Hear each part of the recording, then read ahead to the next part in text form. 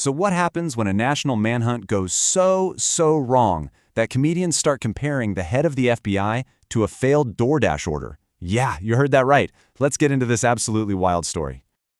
But hey, before we dive in, do me a quick favor. If you love stories like this, smash that like button and subscribe right now so you don't miss a thing. Okay, let's do this. All right, just listen to this. That's comedian Tim Dillon just absolutely roasting the director of the FBI, Kash Patel. He's not just asking if Patel can catch a killer, he's questioning if the guy can even handle an $11 refund. I mean, wow, that is an epic burn. So what on earth would make a comedian go after the FBI director like that? Well, this brutal takedown didn't just pop up out of nowhere.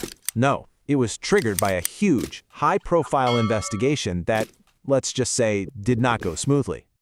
And this right here just nails Dillon's point. You've got catching a literal assassin on one side and getting a simple customer service refund on the other. The joke is that the FBI director might not even be qualified for the easier job. So, what actually went so wrong? Because behind all the jokes, there was a deadly serious event. And to really get why people were so critical, you have to look at what happened during this manhunt. At the heart of it all was a truly shocking crime. The conservative activist Charlie Kirk was shot and killed while he was speaking at an event at Utah Valley University. And an event like that, as you can imagine, immediately sparked a massive federal response. But that response, it kind of fell apart. First, the FBI made this huge announcement. They had 2 people in custody. Case closed, right? Nope. Turns out they had the wrong guys and had to let them go. And the grand finale?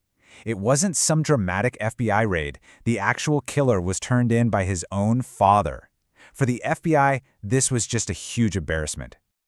And if that wasn't chaotic enough, Director Patel was apparently giving real-time updates on X, formerly Twitter, but instead of clearing things up, sources say his posts just added way more confusion to the fire while the investigation was falling apart on the ground. So the botched investigation, that's one thing. But Director Patel's own personal actions during this whole crisis, well, they drew a ton of criticism too, putting his leadership right under the microscope. For example, while all of his agents were scrambling out in Utah, a report came out that Kash Patel was spotted having dinner at some fancy, high-end restaurant back in New York City. You can imagine the timing on that did not look great. And when Patel finally did get to Utah, it seems like he didn't really help. Former FBI Deputy Director Andrew McCabe went on CNN and said Patel's visit was actually a huge burden for the agents there. They had to stop hunting for a killer to, handle his security detail and basically babysit the boss. So how did the director respond to all this heat? Well, according to the New York Times, he didn't exactly take responsibility. Instead, he allegedly went on this expletive-filled rant and called his own team's work a Mickey Mouse operation. Yikes. But hold on, that's not the entire story. To be fair, we have to look at the other side. And it turns out, the director had a very, very powerful person in his corner. Yep, President Donald Trump came out swinging in his defense. He told Fox News, quote, "I am very proud of the FBI. Kash and everyone else, they have done a great job." So a completely different take on how things went down. And the official statement from the FBI itself? Well, it was pretty much standard procedure. They said they were working with local partners, they were committed to justice, and they promised to be transparent with updates. A very clean corporate response to a very messy situation. Okay, so we've seen the chaotic manhunt, we've heard all the criticism, and we've heard the defense. Let's bring this all the way back to where we started, with that one savage question from a comedian.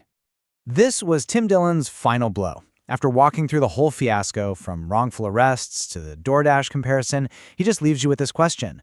What organization could Kash Patel run credibly? And honestly, it's a punchline that really makes you think. So now I've got to ask, what do you think? Was all the criticism fair? Or was this just a really tough situation that anyone would have struggled with? Drop your take in the comments below. And hey, don't forget to like this explainer and subscribe for more. I'll see you in the next one.